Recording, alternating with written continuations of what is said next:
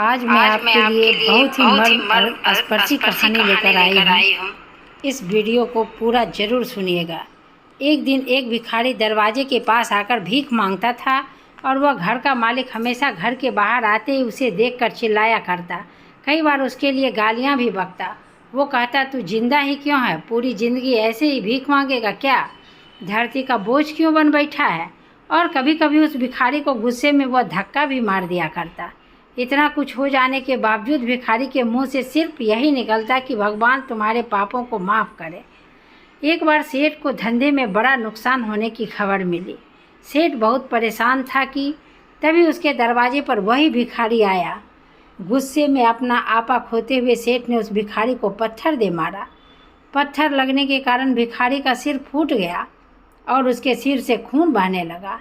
फिर भी दर्द से कराते हुए भिखारी ने इतना ही कहा, भगवान तुम्हारे पाप को माफ़ करे। भिखारी वहाँ से चला गया। सेठ सोच में पड़ गया। भिखारी को पत्थर मारा, फिर भी उसने सिर्फ प्रार्थना की। सेठ का गुस्सा शांत हुआ, सेठ का मन अशांत हुआ। भिखारी का रहस्य जानने के लिए सेठ ने भिखारी का पीछा करना शुरू कर दिया। भिखारी जहाँ जहाँ जाता सेठ उसके पीछे जाता। सेठ ने देखा कि कोई उसको खाना देता तो कोई उसको मारता, कोई अपमानित करता तो कोई गाली देता।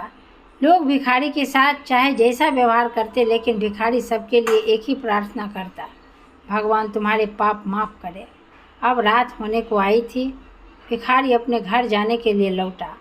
वह अपने घर पहुंच गया, लेकिन सेठ अब भी उसका पीछा कर ही रहा था। एक पुरानी टूटी हुई खटिया पर एक बूढ़ी औरत लेटी हुई थी। काफ़ी कमज़ोर और बीमार लग रही थी। वह भिखारी की पत्नी थी। अपने पति को वापस आता देख वह खाट से उठ खड़ी हुई। पत्नी ने अपने पति के भीख वाले कटोरे में देखा, उसमें सिर्फ आधी बासी रोटी थी। उसे देखकर वह बोली, आज बस इतना ही मिला? और हाँ, आपके सिर से खून कैसे निकल रहा है? ये चोट कैसे लगी? बूढ़ा भिखारी बोला, आज बस इतना ही मिला। किसी ने कुछ दिया ही नहीं। सब ने गालियाँ दी और एक ने पत्थर भी फेंका, इसलिए मेरा सिर फट गया। एक गहरी ठंडी सांस लेकर बूढ़ा भिखारी फिर से बोला, यह मेरे ही पापों का फल है। तुम्हें याद है कुछ सालों पहले हम कितने अमीर थे? क्या कुछ नहीं था हमारे पास? हमारे पास हर ज़रूरत की चीज़ें थी, लेकिन हमने कभी ध्यान नहीं किया। और उससे भी बुरा हमने उस अंधे भिखारी के साथ किया जो हमारे द्वार पर भीख मांगने आया करता था। बूढ़ी पत्नी की आंखों में आंसू आ गए। वह बोला, हाँ, हम उस बेचारे अंधे के साथ बहुत बुरा करते थे। उसका अपमान करते थे, उसे खाने के लिए रोटी की जगह कागज़ दिया करते थे, उसका मजाक उड़ाया करते थे और कभी कभी मारा भी करते थे। मैंने कभी उसको रास्ता नहीं दिखाया। एक बार मैंने उसके मुंह पर मिट्टी भी फेंकी थी और वह हमेशा दुखी होकर यही कहता है कि भगवान तुम्हें तुम्हारे किए को सज़ा देगा, भगवान तुम्हारे पापों की सज़ा ज़रूर देगा।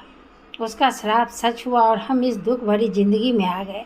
भिखारी बोला, हाँ, उसका श्राप सच हुआ, इसलिए मैं किसी को बद्दुआ नहीं देता। चाहे कोई मेरे साथ कैसा भी बर्ताव करे, मैं हमेशा उसके लिए प्रार्थना करता हूँ। मैं नहीं चाहता कि कोई भी हमारे जैसे ज़िंदगी का अनुभव करे, किसी को भी हमारे जैसे दुखों का सामना करना पड़े। वो नहीं जानते हैं कि वह कितना बड़ा पाप कर रहे, इसलिए अनजाने में हुए पाप की ऐसी सज़ा किसी को भी ना मिले, मैं नहीं चाहता हूँ। सेठ वहीं पर छुपकर यह सारी बातें सुन रहा था। अब उसे सब कुछ समझ में आ गया। भिखारी और उसकी पत्नी ने वो आधी रोटी मिल बांटकर खाई और भगवान को धन्यवाद बोलकर सो गए। अगले दिन बड़ा भिखारी फिर से भीख मांगने गया। सेठ के घर के पास जाते ही सेठ ने पहले से गर्म रोटियां उसके लिए निकाल कर रखी थी। उसे देते हुए सेठ विनम्रता से बोला, माफ़ कर दीजिए बाबा, मुझसे बहुत बड़ी गलती हो गई। बूढ़ा भिखारी बोला, भगवान तेरा भला करे। इतना कहकर वो आगे निकल गया। इस कहानी से जो सीख लेने लायक है वो बड़ी ही सिंपल है कि आदमी चाहे किसी के बारे में बुरा कहे या भला, लेकिन भगवान सिर्फ कर्म के हिसाब से उसको फल देता है। क्या हुआ अब अगर भगवान नहीं दिखता है? लेकिन यह बात बिल्कुल सच है, उसके खाते में सबका हिसाब बहुत बहुत पक्का होता है। इसलिए जब किसी के लिए कुछ भी करो तो अच्छा ही करो। अगर आपको वीडियो अच्छा लगा तो लाइक करें, चैनल को सब्सक्राइब करें, बेल आइकन दबाना ना भूलें ताकि हमारा ऐसा वीडियो आपको मिलता रहे। Thank you.